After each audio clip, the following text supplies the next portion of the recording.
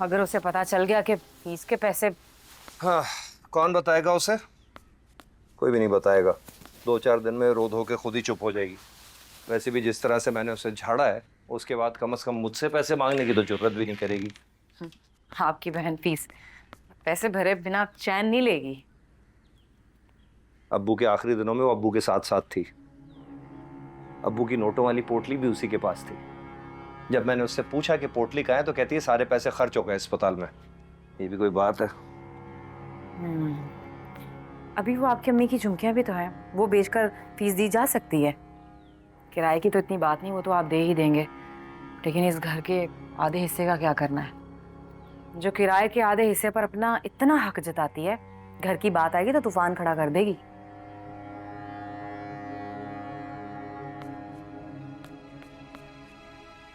मेरे जीते जी तो आधा हिस्सा उसे नहीं मिलेगा। हाँ, मुझे मार कर अगर लेना चाहती है तो पूरा कर ले। अल्लाह ना करे, कैसी बातें कर रहे हैं आप? आपको मेरी उम्र भी लग जाए।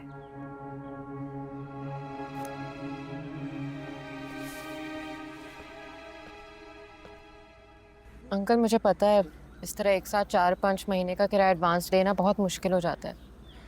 मैं खुद बहुत मुश्किल में हूँ और मेरे भाई की तरफ से कोई गुंजाइश ही नहीं निकल रही। मुझे मेरी फीस देना लाजमी है, वरना मैं बहुत। बेटा, तुम्हारा भाई, मेरा मतलब है आरिफ, तुम्हारी फीस के नाम पर एडवांस किराया ले जा चुका है। क्या मतलब? खुर्शीद भाई, आपके सामने की बात है, मैं बस स्लिप में दिखा देता हूँ। नहीं नहीं, ये देखो, 6 महीने का किराया मैंने दिया। खुर्शीद चाचा, ये मेरे फीस के पैसे थे।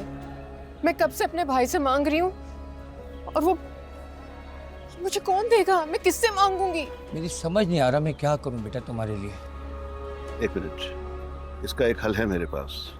इसकी फीस के पैसे मैं दे देता हूँ, रकम पूरी होने तक तुम किराया मुझे दोगे आरिफ के बजाय। क्या आरिफ मानेगा? मेरा मतलब हम ऐसा कैसे कर सकते हैं? अगर उसको किराया नहीं तो उस पर गुस्सा करेगा। अरे कैसे गुस्सा करेगा? ये बराबर की हिस्सेदार है उसकी। जब आरिफ एडवांस का किराया लेके जा सकता है तो ये क्यों नहीं लेके जा सकती? और जहां तक आरिफ की बात है, मैं इसको चेक बना के दे रहा हूँ ताकि इसका मसला हल हो। और आरिफ को तुम शाम को बुलवाओ, यूनियन ऑफिस से मैं बात करता हूँ सदर साहब से। प्लीज प्लीज खुर्शीद चाचा। हाँ बेटा, वो जमील मेरा बहुत अच्छा दोस्त था। उससे आखिरी दिनों में तुम्हारी बहुत फिक्र थी। ये इसीलिए उसने सब कुछ किया था। मेरे सामने मैं गवाह हूँ इस चीज का। मैं तुम्हें चेक दे रहा हूँ, तुम अपनी फीस जमा कराओ। आरिफ को छोड़ दो, वो मैं खुद देख लूंगा। थैंक यू खुर्शीद चाचा।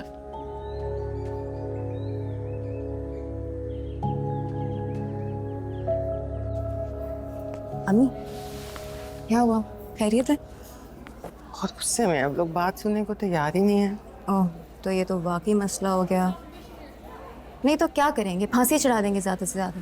क्या ना करें, तुम सोच समझ के बोला करो। अम्मी, मेरे कहने का मतलब ये है कि एक्सीडेंट की सज़ा कोई इतनी बड़ी नहीं होती। ये लोग फजूल में लंबी कर रहे हैं। उस लड़के को होश नहीं आ रहा। तो ना आए, वो शायान को नहीं रख सकते, बल्कि किसी को भी नहीं रख सकते। उसकी माँ से मैं क्या बात करूँ? उस बेचारी का तो रोना ही बंद नहीं हो रहा। और भाई, मैं उसके आगे हाथ जोड़ चुकी हूँ, लेकिन उसका गुस्सा ठंडा होने को तैयार ही नहीं।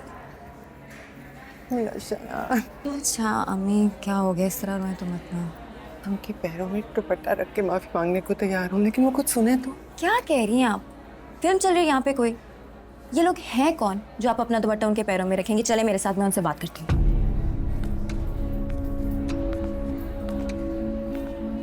अगर मेरे भाई को कुछ हुआ तो मैं आपको बता रहा हूँ कि मैं आप लोगों को। सुनिए, मुझे बात करनी है फिर। आप हैं कौन? अपना तारुफ तो करवाएं मैम। देखिए, कोई भी ड्राइवर घर से एक्सीडेंट करने की नीयत से नहीं निकलता है। अगर मैं भी रोड पे जाऊं तो मेरा एक्सीडेंट हो सकता है या मुझसे भी एक्सीडेंट हो सकता है। देखिए, बेटी है मेरी। ओह, तो आप आई हैं अपने भाई को डिफेंड करने। कुछ ज्यादा जल्दी ख्याल नहीं आ गया आपको? उसकी वजह मैं आपको बता चुका हूँ। ठीक कहा आपने। कोई एक्सीडेंट का इरादा करके घर से नहीं निकलता और ना ही कोई जानबूझ के हिट करता है, लेकिन कोई जख्मी को ऐसे छोड़कर भी नहीं जाता जैसे मेरे भाई को छोड़ा गया। तड़प रहा था वो रोड पर। अगर उसे टाइम पे हॉस्पिटल पहुंचा देते तो आज उसकी ये कंडीशन ना होती। अभी भी वो। या अल्लाह, अभी तक उसे होश नहीं आया। आ जाएगा होश इंशाल्लाह, आ जाएगा। आप ना दुआ करें, माँ की दुआ में बड़ा असर होता है। हम तीनों भी दुआ कर रहे हैं। देखिए बहन, गलती मेरे बेटे की है, लेकिन उसकी माफी के लिए हम आपके सामने खड़े हैं। आप मेरे सामने इसलिए खड़े हैं क्योंकि आपका बेटा भी थाने में बंद है। अरे अम्मी प्लीज ख्याल करें, आपकी तबीयत खराब हो जाएगी। माफ़ी मांगने पे माफ़ कर देना चाहिए फ़ाहम साहब।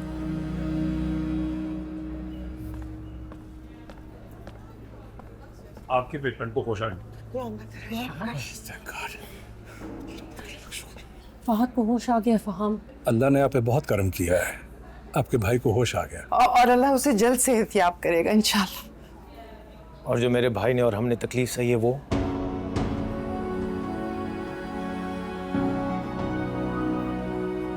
फहाम ये ठीक कह रहे हैं, अल्लाह ने हम पे करम किया है, हमें भी इन्हें माफ़ कर देना चाहिए। मैं कार में जा रही हूँ, आप दोनों आ जाइएगा।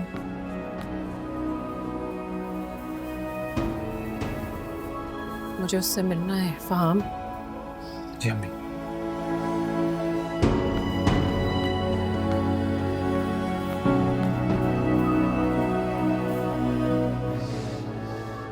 बज़ाहिर वो रिहा हो गया, बट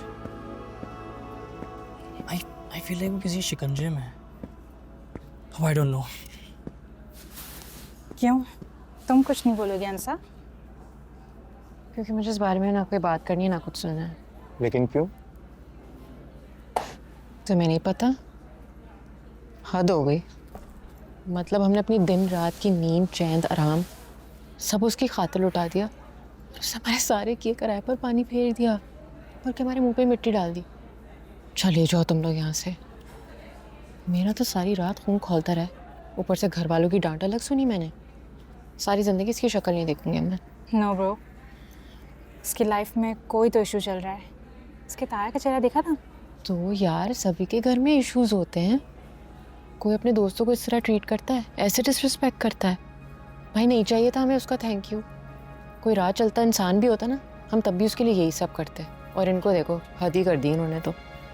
वैसे गाइस, अंसा ठीक कह रही है। हाँ, अब प्लीज़ इसका आप कोई नाम नहीं लेगा। आज के प्रोजेक्ट पर आओ। ऐसे कैसे आए? अनस तो आया ही नहीं है। तो क्यों नहीं आया वो? उसको नहीं पता था कि उसको आना चाहिए था? मैं उसे कॉल करता हूँ। साचा साचा प्यार मेरा हो रहा है, दिल भी तेरा, रंग ये जिसको लगा